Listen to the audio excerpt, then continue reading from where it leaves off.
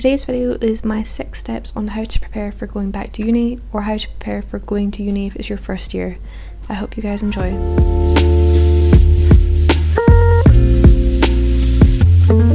My first step is getting what you need. So normally what I would do for this is I would purchase anything I might need for the course, or get it ready if it doesn't need to be purchased, such as subscriptions for art softwares, or any planners, sketchbooks, notebooks you might need, as well as any secondhand or PDF files of suggested readings. The softwares I like to get for my art course are Maya, Rough Animator, Blender, Substance Painter, and Unreal Engine, though I am aware for each art course they are different, so you might not need some of these, or you might need different ones as well. But it's always good to check up on what you need and get these before your course starts. This will prevent you quite literally falling into a hole, not knowing what the hell you're doing, and just be on top of your game before the course starts.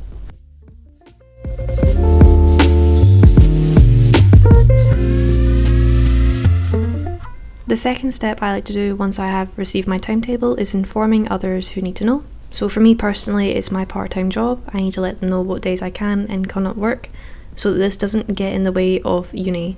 This would also apply if you have any other commitments like family commitments or anything like that.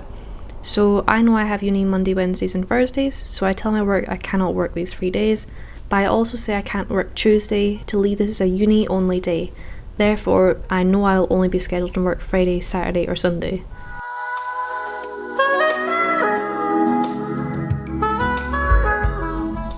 For the third step, it's let's get planning. So for me personally, this is probably for me the most important step.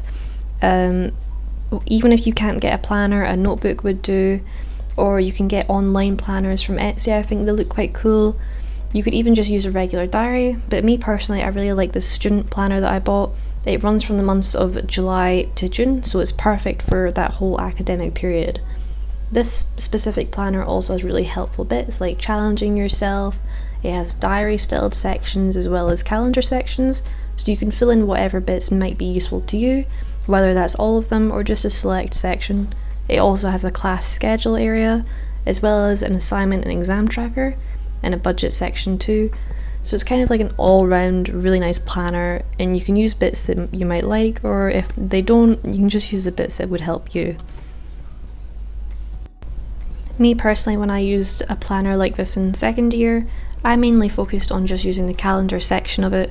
That's just because I liked seeing visually the whole month, but I know that other people might like this sort of diary style section you can see here, where you're filling in each day what maybe you'd like to do or what's planned for you as well. At the end of each month bit, there's also sort of like a notes section and goals and how you're maybe planning to do them, so that might also be helpful for you if that's what you like. And in the back there's a small little envelope space for anything that you might need to keep on to. Before I used to use this, so I used a diary, just a really simple, I think it's like Panda brand one. These can be helpful too. I just like to scribble my notes constantly, so I really like these. And before I even used that, I would use a notebook and just shove everything in it. And even till this day, I do still use a notebook just to sort of write down all my weekly ideas. It's really just helpful to have a place where you can jot down your timetable, your assignments, deadlines and important dates, as well as keeping track week on week of what you would like to do, even day to day what you'd like to do and how you would sort of organise your hours, so that when you go back to uni you can be the most prepared that you can be.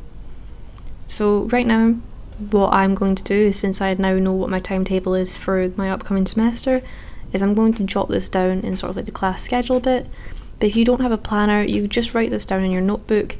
When I used to do it with just a notebook, I would flip to the very back page and write down my timetable for that semester, as well as any exams or deadlines I might know about, and then I'd flip back to the front of the book and sort of create a week on week plan of how I would like to schedule my week. In this, I'm also going to put whether they're online or in person. This is really important for me because I have to travel quite a long way for uni, and I'll always overestimate how long it'll take me to travel, and I'll show you guys why in the next section.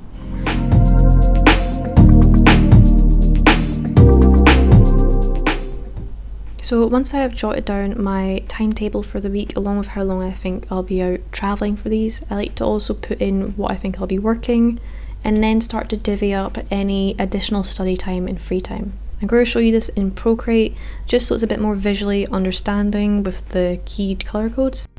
So presuming that you know your timetable by this point, what I'd recommend is jotting this down so that you know 100% when you're going to be at uni and how many hours this is going to be for. After this, I personally put in when I'm assuming that I'll be working, since I've only said I can work 3 days, and I know usually they're always mornings. I know that they'll usually be in here. This section will obviously look different for everyone else. You might not have work at all, it might just be family commitments, you might have flexible work patterns where you're not always sure where you're working. All I can really recommend is to sort of just know what days you're most likely to have these on, to really help separate these days from your university days. From here, this is where I start to divvy up spare study time. So from my research in the past, it's generally assumed that per credit it should be about 10 hours of work that you do. And when I looked on the Open University website, it also recommended for a 120 full-time course about 32 to 36 hours. So with this information, I know that I have 3 modules that are 20 credits, so that'll be 60 credits a semester. And I then like to divide times this by 10, which is the assumed amount of hours working per credits. This comes to 600, and I then divide this by the number of weeks in this course, which is 15. I therefore come to the consensus that there should be about 40 hours of study each week. This includes the lectures and tutorials as well. I know that this might be considered a bit OTT, but for me personally, knowing how many hours I really should be working per each module or semester just kind of helps me give me a rough estimate of if I'm in the right ballpark. So knowing this, you kind of know if you're maybe doing far too much or maybe not enough, and that's maybe why you're falling behind a bit. Once I've done this, I then add in any sort of hobby or free time sort of stuff that I envision having. So that'll be a full Saturday and Sunday and then 4 evenings of the week. I like to keep this for as long as possible throughout the semester. However, I always see some of these at least as negotiables, sorry. So the reason I say that is that when it gets to crunch time, you usually do need to spend more time studying, and therefore I'll maybe dig into some of this spare time a bit more. However, I would recommend keeping at least some of it throughout the entirety of your semester, because you really need to keep sort of like these de-stressing times, whether that's hanging out with friends or family or doing hobbies or whatever it is that you like to do to sort of de-stress or have a good time. I think it's really important to hold on to some of this time during uni. Just be prepared that you might end up eating into some of it.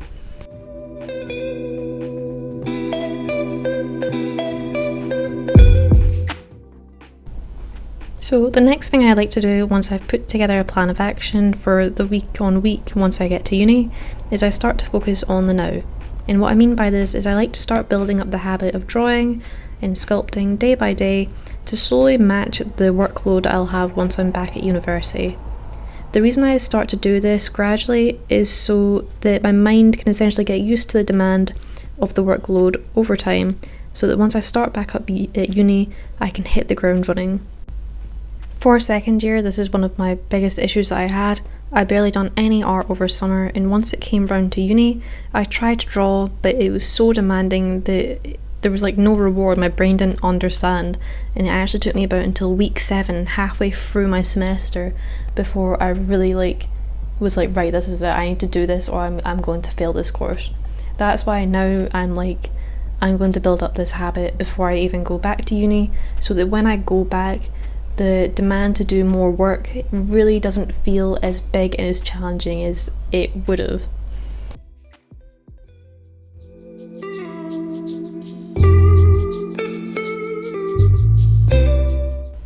So one of the last things that I'll do to prepare for going back to uni is prepare my workspace at home before I start back up. I like to make it so that it's an area that will maximise my efficient workflow, but also seem inviting and pleasant to stay in and want to work in. I don't know about you guys who are studying or even working from home, but I feel like it is a very challenging process. There's always temptations everywhere to quite literally just not do the work, so like lie in, watch TV, play games, and do basically anything but study. It's very hard to keep the motivation to study up when there's all those temptations around you.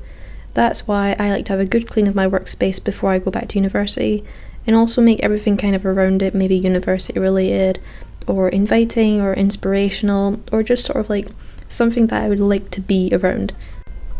So for me, I like to hang things on the wall that are maybe art related or inspire me.